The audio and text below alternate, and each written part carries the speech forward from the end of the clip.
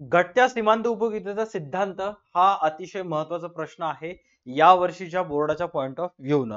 आता एक्झाम मध्ये हा जो प्रश्न आहे हा तुम्हाला 3 प्रकारे विचारण्यात येतो. मॅक्सिमम चान्सेस असतात. त्यातलं सर्वात पहिलं आहे, चेक करा, घटत्या सीमांत उपयोगितेचा सिद्धांत स्पष्ट करा असं म्हणण्यात येते. दुसरा, घटत्या सीमांत उपयोगितेचा सिद्धांत अपवादासह स्पष्ट करा म्हणते. नीट लक्ष द्या, तुम्हाला घटत्या सीमांत उपयोगितेचा सिद्धांत अपवादासह स्पष्ट करा म्हणत आहे. तिसरा आहे, घटत्या सीमांत उपयोगितेचा सिद्धांत गृहीतकासहित स्पष्ट करा. आजच्या क्लासमध्ये आपल्याला पाहायचं आहे की हा प्रश्न बोर्डामध्ये जेव्हा तुम्हाला विचारण्यात येतो तर आन्सर तुम्ही कशा पद्धतीने लिहाल किंवा तिन्ही क्वेश्चनचा आन्सर एकच असू शकतं का? कारण खूप साऱ्या विद्यार्थ्यांची क्वेरीज येते की सर घटत्या सीमांत उपयोगितेचा सिद्धांत कसा लिहायचा समजून सांगा. डेफिनेटली आजच्या व्हिडिओमध्ये मी तुम्हाला प्रॉपर तीनही प्रश्नाचं बिग बुल बॅच मधील आन्सर जे विद्यार्थ्यांना दिलेला आहे तेच आन्सर मी युट्यूबच्या सुद्धा स्टुडंटला सांगणार आहे. बट ह्याच्या अगोदर एक व्हिडिओ टाकला होता ज्याच्यामध्ये मी सीमांत उपयोगिता आणि एकूण उपयोगिता यातील फरक सांगण्यात आला होता. अंतिम समाधानाचा बिंदू, तृप्तीचा बिंदू हे सर्व झालेले आहे. एक वेळेस तो व्हिडिओ नक्की तुम्ही चेक करायचा आहे. नमस्कार, DA2 अकॅडमीच्या ब्रँड न्यू व्हिडिओ मध्ये मी प्रसाद सर तुमच्यापैकी प्रत्येकांचं स्वागत करतोय. सर्वात पहिला, जेव्हाही तुम्ही घटत्या सीमांत उपयोगितेचा सिद्धांत लिहाल तर हे लिहित असताना, आन्सर लिहित असताना महाराष्ट्र बोर्ड तुम्हा सर्व विद्यार्थ्यांकडून ऍज अ आन्सर काय एक्सपेक्ट करते हे तुम्हाला माहित असायला पाहिजे. आता ही गोष्ट मी जवळपास 7वा ते 8वा व्हिडिओ आहे ह्या गोष्टीबद्दल मी सांगत आहे. ह्या वेळेस सुद्धा आणखी एक वेळेस मी सांगणार आहे की कधीही सिद्धांत लिहित असताना तुम्हाला अगोदर चेक करायचं आहे की प्रश्नामध्ये काय सांगण्यात आलेलं आहे. कधी पण सिद्धांत लिहित असताना जे सिद्धांताची प्रस्तावना असते त्याच्यासाठी तुम्हाला 1 गुण असतो, राईट. त्याच्यानंतर विधान असते ते 2 गुण असतात. तक्ता आकृती स्पष्टीकरणासाठी 2 गुण असतात, राईट. आता 1 गुण गृहीतकासाठी आणि 1 गुण अपवादासाठी कोणत्या कोणत्या सिच्युएशन मध्ये असतात नीट बघा. सर्वात प्रथम तुम्हाला माहित पाहिजे की 8 मार्काला हा जर प्रश्न आला तर 8 पैकी 5 मार्क कशाला आहेत? 8 पैकी 5 मार्क आलेत प्रस्तावनेला 1 मार्क, विधानाला 2, तक्ता व आकृतीच्या स्पष्टीकरणाला 2 गुण आहेत. ओके, 5 मार्क क्लिअर झाले. आता त्याच्यानं 6 मार्क क्लिअर झाले. एकूण 5 मार्क इथे क्लिअर झाले. आता राहिलेले जे 3 मार्क आहेत ते कशा कशासाठी आहेत व्यवस्थित चेक करा. आता जर एक्झाम मध्ये तुम्हाला प्रश्न विचारण्यात आलं की घटत्या सीमांत उपयोगितेचा सिद्धांत स्पष्ट करा, मग आता अशा परिस्थितीमध्ये 5 मार्क आहेत, 8 पैकी 5 मार्क कशा कशाला आहेत ऑलरेडी तुम्हाला माहित झालेलं आहे की सर 8 पैकी 1 मार्क प्रस्तावना, 2 विधान, तक्ता व आकृतीच्या स्पष्टीकरणासाठी 2 मार्क आहेत. त्यानंतर या प्रश्नामध्ये सिद्धांताचे अपवाद स्पष्ट करा, गृहीतके स्पष्ट करा असं काहीच सांगितलेलं नाहीये. मग त्यावेळेस तुम्हाला असतील 1.5 मार्क्स अपवादासाठी, 1.5 मार्क असतील तुम्हाला अपवाद लिहायला आणि 1.5 मार्क असतील तुम्हाला गृहीतके लिहिण्यासाठी, राईट. सर जर एक्झाम मध्ये प्रश्न आलं घटत्या सीमांत उपयोगितेचा सिद्धांत अपवादासह स्पष्ट करा म्हणलं तर मग अपवाद लिहिण्यासाठी तुम्हाला 2 मार्क असतात, गृहीतके लिहिण्यासाठी 1 मार्क असते. सर प्रश्नामध्ये तर सांगितलंच नाही गृहीतके लिहा. कधीही 3 सिद्धांत पुस्तकामध्ये आहेत, मागणीचा सिद्धांत, घटत्या सीमांत उपयोगितेचा सिद्धांत आणि पुरवठ्याचा सिद्धांत. या तिन्ही सिद्धांतामध्ये जेव्हाही तुम्हाला 8 मार्काचा प्रश्न येतो अपवाद लिहा तर अपवादासाठी 2 मार्क असतात, 1 मार्क तुम्हाला मिळत असतो घटत्या सीमांत उपयोगिता सिद्धांताचे गृहीतके लिहायसाठी. गृहीतके लिहा म्हणलं नसेल तरी तुम्हाला लिहावे लागतात. अपवाद थोडस विस्तृत स्वरूपात लिहायचं, गृहीतके जे आहेत ते एका पेजवर सर्वच्या सर्व गृहीतके ऍडजस्ट करायचं. समजा जर एक्झाम मध्ये प्रश्न आलं की घटत्या सीमांत उपयोगितेचा सिद्धांत गृहीतकासहित स्पष्ट करा, मग अशा परिस्थितीमध्ये गृहीतक्याला तुम्हाला असतात 2 मार्क आणि अपवाद जे लिहायचे असतात त्याच्यासाठी तुम्हाला मिळतात 1 मार्क. वापस रिपीट करतोय, सर क्वेश्चन मध्ये अपवाद लिहा म्हणलं नाही, मग कसं करायचं? आता प्रूफ जे गोष्टी मी सांगत आहे त्याचं प्रूफ काय आहे हा तुम्हाला at this moment Maharashtra board 2023 मध्ये झालेली प्रश्नपत्रिका दिसत आहे. इथं चेक करा, इथं मागणीचा नियम अपवादासह स्पष्ट करा म्हणलेला आहे, राईट. तर आता बोर्ड काय एक्सपेक्ट करते की बाबा मागणीचा नियम अपवादासह स्पष्ट करत असताना चेक करा अपवादाला किती मार्क आहेत, 2 मार्क अपवादाला आहेत. गृहीतके प्रश्नामध्ये सांगितलेले नसून सुद्धा गृहीतकासाठी त्यांनी किती गुण द्यायलेत? 1 गुण देत आहेत. हे झालं प्रूफ, राईट? तर आता तुमच्यापैकी मॅक्सिमम जणांना क्लिअर झालं असेल की एक्झॅक्ट एक्झाम मध्ये प्रश्न आला तर लिहायचं कसं काय नाही ते. ओके, आता जर तुम्हाला परीक्षेमध्ये या प्रकारचा प्रश्नाला फेस करायचा असेल 2023 सॉरी 24 बोर्ड 25 बोर्ड कधीही हा प्रश्न येऊ शकतो. ओके, मग मी जे ऍट दिस मोमेंट तुम्हाला स्क्रीनवर आन्सर दाखवणार आहे तसं जर आन्सर लिहिलात तर कोणत्याही टाईपचा प्रश्न येऊ दे, तुमचे 8 मार्क जे आहेत ते फिक्स. तुमचे 8 मार्क तुमच्यापासून कोणीच काढून घेऊ शकत नाही, राईट? सर्वप्रथम तुम्हाला काही अशा प्रकारची एक प्रस्तावना लिहायची आहे. आय रिपीट, प्रस्तावनेसाठी इथे तुम्हाला किती मार्क आहेत? 1 मार्क आहेत. अर्थशास्त्रामध्ये जे तुम्हाला मार्क्स मिळतात ते तुम्ही किती लांबलचक लिहिला, किती लेंदी लिहिला ह्याच्यावर मार्क नसून तुम्ही किती तंतोतंत लिहिला, योग्य मुद्दे लिहिला त्याला मार्क असतात. आता घटत्या सीमांत उपयोगितेचा सिद्धांत कधीही लिहित असताना 2 गोष्टी त्याच्यामध्ये कंपल्सरी यावं लागतात. ते म्हणजे गॉसेन यांचे नाव, कारण अल्फ्रेड मार्शलच्या अगोदर गॉसेन यांनी घटता सीमांत उपयोगितेच्या सिद्धांताबद्दल माहिती मांडली होती. फरक फक्त एवढाच आहे की डॉक्टर अल्फ्रेड मार्शल यांनी तो सिद्धांत विस्तृत स्वरूपात मांडला होता, राईट? 1890 मध्ये कोणत्या पुस्तकात? अर्थशास्त्राची मूलतत्वे या पुस्तकामध्ये मांडला होता. कोणी मांडला होता? डॉक्टर अल्फ्रेड मार्शल यांनी. हे 4 गोष्टी जेव्हा एखादा टीचर घटत्या सीमांत उपयोगिता सिद्धांताच्या प्रस्तावनेमध्ये चेक करतो तो 1 मार्क देऊन तुम्हाला निघून जातो. तिथं जास्त वेळ तो टाइमपास करत नाही. हा पडला तुमच्या एवढ्याच गोष्टीला 1 मार्क. त्याच्यानंतर सिद्धांताचे विधान. सिद्धांताचे विधान म्हणजे काय असतं माहिती आहे का? की एक्झॅक्ट सिद्धांत काय? जसं मागणीचा सिद्धांत आहे, इतर परिस्थिती स्थिर असताना किंमत कमी झाली की वस्तूच्या मागणीत वाढ होते व किंमत वाढली असता मागणी घटते, हा मागणीचा सिद्धांताचा विधान आहे. तसंच इतर परिस्थिती स्थिर असताना आता सिद्धांताचे जे विधान आहेत पुस्तकामध्ये तुम्हाला 2-3 विधाने दिलेले आहेत, त्यापैकी कोणतेही एक विधान लिहा. त्याच्यापेक्षा सोपं ऍट दिस मोमेंट तुम्हाला स्क्रीनवर दिसत आहे, चेक करा. इतर परिस्थिती स्थिर असताना उपभोक्ता जसा जसा वस्तूंच्या नगांचा उपभोग किंवा साठा करत असतो तसे तसे त्या वस्तूंपासून मिळणारी उपयोगिता घटत जाते.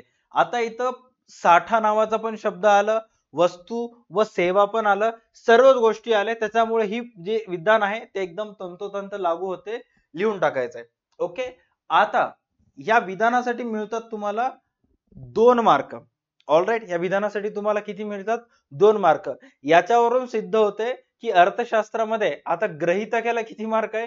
1च मार्क आहे. पण गृहीतके लांब लचक लिहावं लागतात. बट विधान हे गृहीतकापेक्षा महत्वाचं असतं.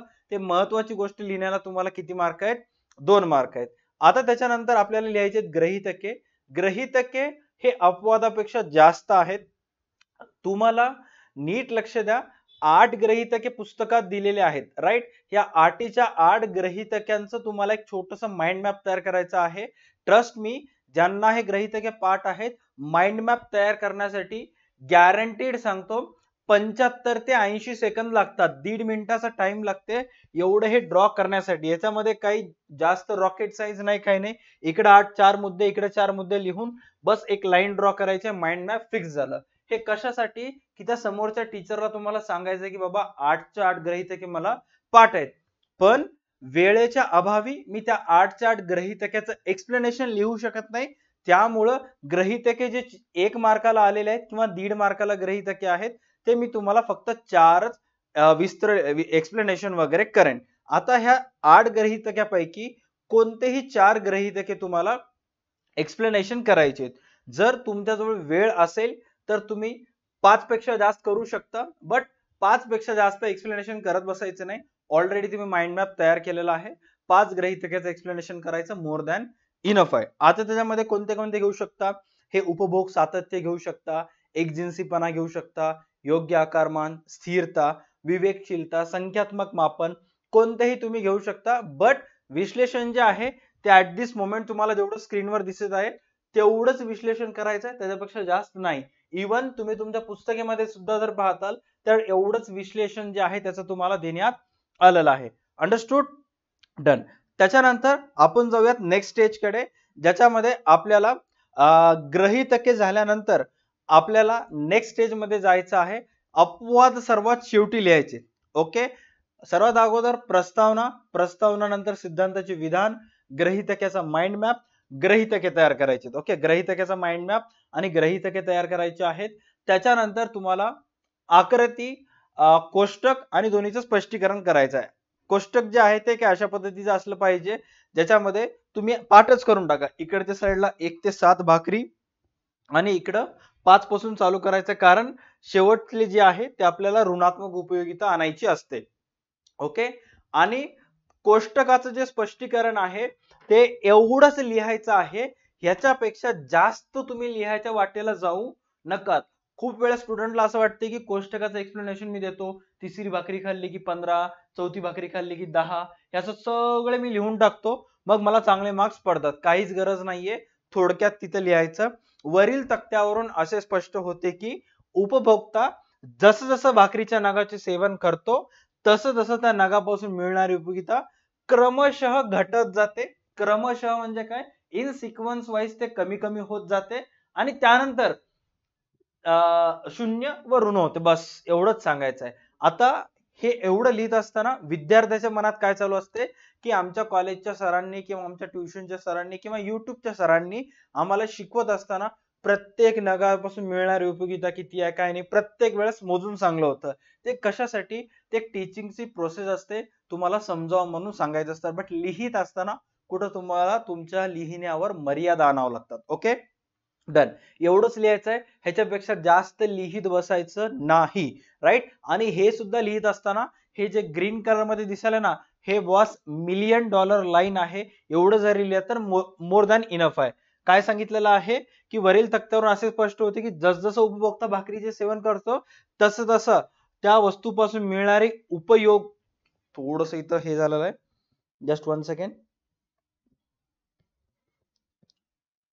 उपयोगिता क्रमशः घटत जाते, क्रमशः घटत जाते, नंतर शून्य होते. म्हणजेच काय, जसजसं भाकरीचे सेवन करायला तस तसं उपयोगिता काय व्हायली, कमी कमी कमी व्हायली आणि नंतर घटत जात आहे. ओके, ह्याच्याबद्दल जेवढे स्टुडंट व्हिडिओ पाहतात, सर तुम्ही फक्त कसं लिहायचं ते सांगतात, समजून कधी सांगता, अरे बॉस ऑलरेडी ह्या सगळ्या गोष्टीवर व्हिडिओ अपलोड केलेले आहेत ऑन स्टुडंट्स डिमांड. मुलं म्हणत होते की सर एक्झाम मध्ये प्रश्न आला तर कसं लिहायचं, तर त्या गोष्टीवर इथे डिबेट चालू आहे. ओके, हे लिहिल्यानंतर तुम्हाला एक साधी सिंपल आकृती काढायची ज्याच्यामध्ये उपयोगिता वक्र काढायचं आहे, आकडेवारी पाठ करून टाकायचं. खूप साऱ्या विद्यार्थ्यांना मी ऑलरेडी सांगितलेलं आहे की अर्थशास्त्रामध्ये जे अशी प्रकारच्या आकृत्या असतात, राईट, तर जेव्हा कॉलेजमध्ये चालू असतात, ट्युशन मध्ये चालू असतात और युट्यूबचे व्हिडिओ बघता, तुम्हाला ते सर्व गोष्टी समजते.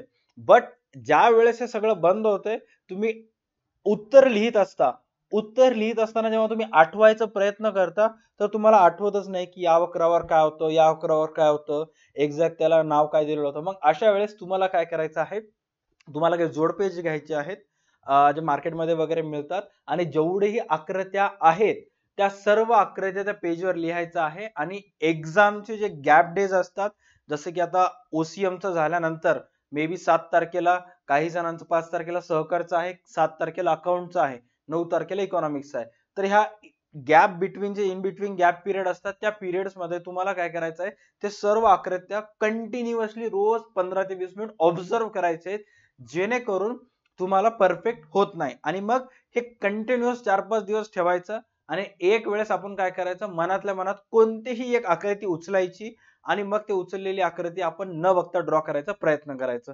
हे जोपर्यंत परफेक्ट होत नाही तोपर्यंत तुम्हाला याच्यावर वर्क करायचं. आणि एवढं जरी होत नसेल तर economics diagrams video by DA2 academy असं युट्यूबला सर्च करा. तिथं याच्या अगोदर अर्थशास्त्राच्या पुस्तकात जेवढेही आकृत्या आहेत ते सर्व आकृत्या मी एक वेळेस डिव्हिजन केलं होतं पेपरच्या 1 डे बिफोर, तर ते तुम्हाला कामाला येईल. ते व्हिडिओ रोज जरी एक वेळेस पाहिलात तर तुम्हाला डायग्राम तयार करायची काहीच गरज नाही. अर्ध्या तासाचा व्हिडिओ आहे, जेवण करत असताना जरी लावला तर जेवण होजेपर्यंत व्हिडिओ संपून जाते आणि कंटिन्युअस ते माइंड मध्ये तुमच्या फिक्स राहते. ओके, हे अशा प्रकारचे एक डायग्राम काढून घ्यायचं आणि त्यानंतर आकृतीच्या साहाय्याने स्पष्टीकरण करायचं. आकृतीच्या साहाय्याने स्पष्टीकरण करत असताना सुद्धा तुम्हाला जास्त 12 भानगडी तिथे करायचे नाहीयेत.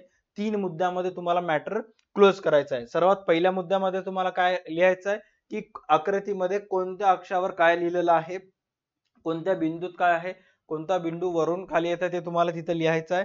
त्यानंतर तो जो अक्षावरील सीमांत उपयोगिता वक्र आणि अ1 आहे हा आकृतीवरील अक्ष अक्षाला छेदत आहे, राईट. तर ज्या ठिकाणी छेदत आहे तो कमाल समाधानाचा बिंदू किंवा तृप्तीचा बिंदू असतो. हा सेकंड पॉइंट मध्ये तुम्हाला इथं सांगण्यात आलेला आहे. आणि लास्ट पॉइंट मध्ये नंतर सर्वात इम्पॉर्टंट सांगण्यात आलेलं आहे, जिथं शेवटची लाईन लिहिण्यासाठी खूप सारे मुलं, आता एवढ्याच याचं स्पष्टीकरण लिहिण्यासाठी काही मुलं 4-4 5-5 वेळी लिहितात, बट तेवढं न लिहिता थोडक्यात समारोप करायचं.